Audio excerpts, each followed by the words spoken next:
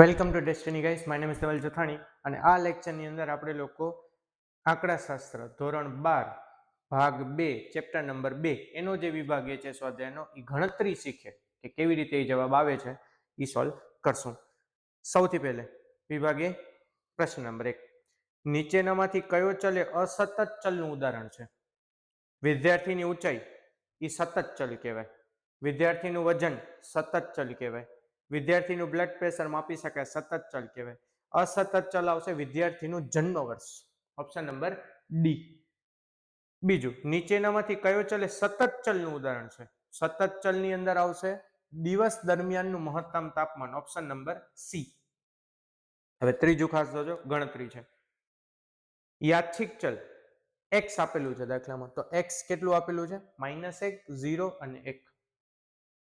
પછી તેની સંભાવના એટલે દાખલામાં px આપેલું છે, px કેટલું આપેલું છે? 1/5 k ને 1/3. તમને ex મધ્યકની વેલ્યુ ગોતવાની છે. તો આ ચેપ્ટરની અંદર મધ્યકનો સૂત્ર શું છે? સિગ્મા x ગુણ્યા px અથવા સિગ્મા x ગુણ્યા px. તો x અને px એ બંનેનો શું કરશું? ગુણાકાર. -1 ગુણ્યા 1/5, 0 ગુણ્યા k, 1 ગુણ્યા 1/3. સિગ્મા એટલે એ બધાનો શું કરવો પડશે? સરવાળો. હવે ગુણાકાર હોય તો અંશ અંશનો ગુણાકાર, છેદ છેદનો ગુણાકાર. 1 ગુણ્યા 1 -1/5, 0 ગુણ્યા k 0, 1 ગુણ્યા 1 1/3. હવે અહીંયા લીધું છે લસા. કેટલો લસા આવશે? કેમ કે છેદ શું છે? અલગ અલગ. તો 5 તેરી 15. 5 ને કેટલાથી ગુણીએ તો 15 આવે? 3. તો ઉપર એ કેટલાથી ગુણવા પડે? 3. 3 એકા 3 -3. 3 ને કેટલાથી ગુણ, આ તો 0 થઈ ગયું. 3 ને કેટલાથી ગુણીએ તો 15 આવે? 5. 3 5 15. તો ઉપર એ કેટલાથી ગુણવા પડે? 5. તો 5 એકા 5. 5 માંથી 3 જાય તો 2 ને મોટી સંખ્યાની નિશાની 2/15, ઓપ્શન નંબર સી આ તમારો જવાબ. કેલ્ક્યુલેશન અહીંયા છે, એકવાર જોઈ લેજો. સ્ક્રીનશોટ લેવું હોય તો લઈ લેજો. એના પછી ચોથું, એક યાદચ્છિક ચલ -2, 0 અને 2 કિંમતો ધારણ કરે છે. સંભાવના આપેલી છે દાખલામાં 1/5, 3/5 કે. હવે જ્યારે સંભાવનામાં કે આપેલો હોય ને કે શોધવાનો હોય તો સંભાવનાનો સરવાળો કેટલો થશે? 1. pxi બરાબર 1. એટલે આ બધાનો સરવાળો બરાબર કેટલા થવા જોઈએ? 1. હવે અહીંયા છેદમાં 5 છે, અહીંયા છેદમાં 5 છે, તો આના પહેલે છેદ શું કરશું? સરખા. તો 1 એમને આવશે, 3 એમને આવશે. 1 ને કેટલાથી ગુણીએ તો 5 આવે? તો ઉપર ગુણવા પડશે 5. તો 5 કે ને બરાબરમાં એક સંભાવના છે. પછી ભાગાકારમાં 5 સામેની સાઈડ જશે તો ગુણાકારમાં 5. તો 3 ને 1 4, 5 કે તો છેદ, ભાગાકારમાં 5 સામેની સાઈડ જશે તો ગુણાકાર, 5 એકા 5. પછી +4 સામેની સાઈડ જશે તો -4, આ +4 સામેની સાઈડ, 5 માંથી 4 જાય તો 1 ને ગુણાકારમાં 5 સામેની સાઈડ જશે તો ભાગાકાર, એટલે 1/5. ઓપ્શન નંબર એ તમારો જવાબ આવશે આની અંદર. ગણતરી આલી, ક્યારથી દાખલો ચાલુ થાય? ટોટલ સંભાવનાનો સરવાળો 1 થાય, અહીંયાથી દાખલો ચાલુ થશે. અને અહીંયા છેદ સરખા કરવા પડે, પછી ભાગાકાર સામેની સાઈડ જાય તો ગુણાકાર, એટલે k બરાબર 1/5. આ તમારો જવાબ. નેક્સ્ટ, એના પછી પાંચમું, એક અસતત સંભાવના વિતરણ માટે મધ્યકની કિંમત 3 છે. મધ્યક કેટલું આપેલું છે તમને? 3. વિચરણ 7 છે, વિચરણનો જવાબ આપી દીધો છે એટલે vx. જેનો જવાબ આપે એનો સૂત્ર લગાડવાનું. તો આ 7 કોનો જવાબ છે? વિચરણ. તો વિચરણનો સૌથી પહેલા સૂત્ર, વિચરણનો સૂત્ર શું થશે?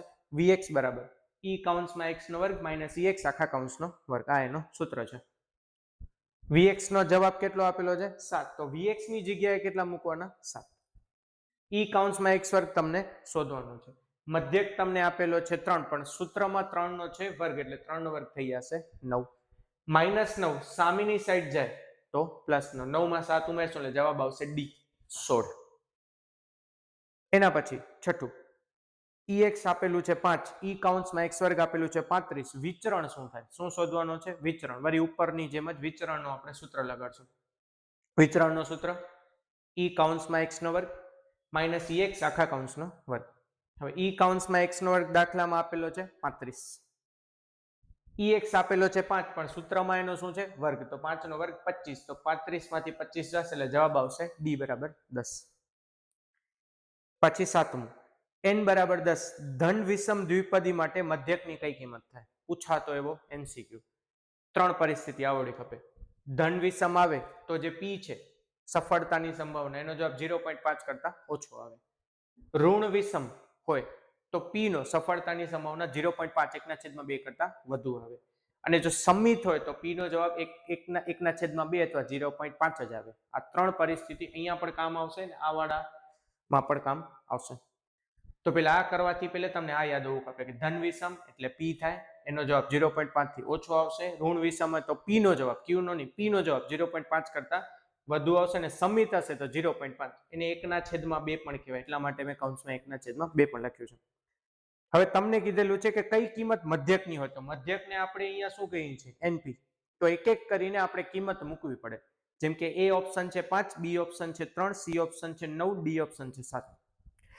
એક એક કરીને તમે કિંમત મૂકો. જેમ કે પેલે 5 મૂકો તો n ની જગ્યાએ 10 ને અહીંયા કેટલા આવે? બરાબરમાં 5. પી ની જગ્યાએ કે n ની જગ્યાએ વિકલ્પ મૂકવાના નથી, બરાબરની સામેની બાજુ મૂકવાના છે. અહીંયા મેં ડાયરેક્ટ જવાબ જ કર્યો છે 3, પણ જો તમે અહીંયા 5 મૂકો તો અહીંયા 10 છે એટલે 5/10 જાય એટલે 1/2 આવે, તો એ જવાબ સમિત થાય. તમને શું પૂછ્યું છે? ધન વિષમ. આ શબ્દ ઉપર હાઇલાઇટ કરવું પડે. ધન વિષમ ક્યારે કહેવાશે? જ્યારે ધન વિષમ પી નો જવાબ 1/2 કરતા ઓછો આવે અથવા 0.5 કરતા ઓછો આવે. તો ઓપ્શન નંબર બી જે છે 3 ઈ, એન ની જગ્યાએ 10, પી ના પી બરાબરમાં કેટલો વિકલ્પ છે? 3. ગુણાકાર સામેની સાઈડ જાય તો ભાગાકાર 3/10 છે. 0.5 કરતા શું છે? ઓછા છે, એટલા માટે જવાબ આવશે 3/10. ઈ તમારો જવાબ, એટલે ઓપ્શન નંબર બી 3 આ તમારો આવશે જવાબ. કેમ કે 5 થી સમિત આવે છે. ઓપ્શન સી ને ઓપ્શન ડી 9 ને 7 થી 9/10 ને 7/10, એટલે એના કરતા વધી જશે એટલે જવાબ ઋણ આવે. એટલા માટે જવાબ શું આવે? 3. પણ જો દાખલો બદલાવી નાખે એમ કે સમિત કઈ થાય તો 5 જવાબ આવે, કેમ કે 5/10 એટલે 1/2 થાય. અને જો ઋણ વિષમ કે તો જવાબ 0.5 કરતા વધુ આવે. એટલે આવી રીતે યાદ રાખીને કરવાનું છે, કદાચ એ લોકો ચેન્જ કરે આવવું જોઈએ. તો આની અંદર ધન વિષમ ની વ્યાખ્યા સમજી ગયા. પી નો જવાબ 0.5 કરતા ઓછો, જે કેનામાં આવે છે 3, 3/10 એટલે 0.3 થાય, જે 0.5 કરતા ઓછા છે. ને સમિત કે તો પછી એક્ઝેક્ટ જવાબ 1/2 કે 0.5 આવવો પડે. તો આની અંદર ધન વિષમ કીધેલું છે 3/10, એટલે આન્સર આવશે ઓપ્શન નંબર બી 3. 8મું, n બરાબર 4, p બરાબર 1/2. દ્વિપદી વિતરણ માટે x ની કઈ કિંમત માટે મહત્તમ બનશે? હવે મહત્તમ વેલ્યુ આપણે દ્વિપદી વિતરણમાં મધ્યકને np ગણી છે, n ગુણ્યા p. n કેટલા આપેલા છે? 4. p કેટલા આપેલા છે? 1/2. 4 ગુણ્યા 1/2, 2 દુ 4, એટલે b આવશે જવાબ 2. એના પછી 9મું, અહીંયા 9મું આપેલું છે દ્વિપદી વિતરણ નો મધ્યક 5 અને વિચરણ 10/7 છે. તો આનો જવાબ મોટા વિભાગ સી માં ક્યાંક ને ક્યાંક ભૂટકતો હોય છે, અથવા મોટા દાખલામાં ક્યાંક ને ક્યાંક હોય છે. તો જ્યારે દાખલામાં મધ્યક આપેલું હોય, જ્યારે દાખલામાં વિચરણ આપેલું હોય, ત્યારે આ સૂત્ર લાગે. Q બરાબર NPQ છેદમાં NP. ધન ગુણધર્મમાં લખેલું છે ચોપડીમાં. તો આ સૂત્ર લાગે ક્યારે? જ્યારે દાખલામાં મધ્યક આપેલો હોય, જ્યારે દાખલામાં વિચરણ આપેલું હોય. તો NPQ છેદમાં NP. ઉપર આવશે NPQ, નીચે આવશે NP, પણ આ સૂત્ર Q નો છે. હવે તમને વિષમતા ચકાસી હોય તો મેં તમને અહીંયા નિયમો શીખવાડ્યા, ધન, ઋણ ને સમિત, પણ એ કેના સંદર્ભમાં છે? પી ના સંદર્ભમાં છે. ને આ સૂત્ર કેનું છે? ક્યુ નું છે. હવે સૂત્રમાં મૂકીએ તો 10/7 એટલે NPQ, NPQ એટલે વિચરણ થાય, ને NP એટલે મધ્યક થાય 5. 10/7, 5 ને આપણે વ્યસ્ત કરીએ તો 1/5. 10 એકા 10, 7 પચા 35. 10/35. શોર્ટ કરીએ તો 5 દુ 10 ને 5 7 35, એટલે 2/7. પણ આના ઉપરથી નક્કી ન થાય. આપણે અહીંયા જે વિષમતા ચકાસી હતી કેના ઉપર ચકાસી હતી? પી ઉપરથી. તો આ ક્યુ મળ્યો, તો પી કેટલો મળે? 2 માં કેટલા ઉમેરી તો 7 આવે? 5. 5/7, એટલે જવાબ આવશે 0.71, એટલે 0.7. 0.5 કરતા જવાબ શું આવ્યો? 0.7 વધુ આવ્યો, તો જવાબ આવે ઋણ વિષમ. આ એનો જવાબ આવશે. એટલે આનામાં ચેન્જીસ કરે તો તમને આ રીત આવી રીતે મગજમાં હોય તો માર્ક એક પણ જાય નહીં. અને લાસ્ટ, એન અને પી દ્વિપદી વિતરણ માટે એક પણ સફળતા ન મળે તેના માટેનું ઘટના. એક પણ સફળતા ન મળે એનો મતલબ કે x શું લેવાનો છે? 0. તો એનો સૂત્ર થશે બી. એક પણ સંભાવના સફળતા ન મળે તો જવાબ આવશે દ્વિપદી વિતરણનું સૂત્ર NCX, p ની x ઘાત, q ની n - x ઘાત. ને એક પણ ન મળે ઘટના સફળતા તો 0, તો NC0, P ની 0 ઘાત ને Q ની n, કેમ કે n - 0 એટલે n જ થશે, એટલે ઓપ્શન નંબર બી NC0, P ની 0 ઘાત, Q ની n ઘાત. આ તમારો જવાબ. આ તમારો બીજા ચેપ્ટરના સ્વાધ્યાયના MCQ પૂરા થાય છે. ઘણા બધા ગણતરી વાળા છે, ખાસ એકવાર જોઈ લેજો. વિડીયો રહ્યો તો રિવાઇઝ કરીને જોઈ લેજો. ત્રીજો ગણતરી વાળો, ચોથો ગણતરી વાળો, 5, 6, 7, 8 ને 9 આ બધા ગણતરી વાળા છે. તો આવી રીતે એનો જવાબ આવે છે, એમને એમ ગોખવાનું નથી. એકવાર જોઈ જાજો. સ્ક્રીનશોટ લેવો તો સ્ક્રીનશોટ લઈ લેજો. Thank you so much.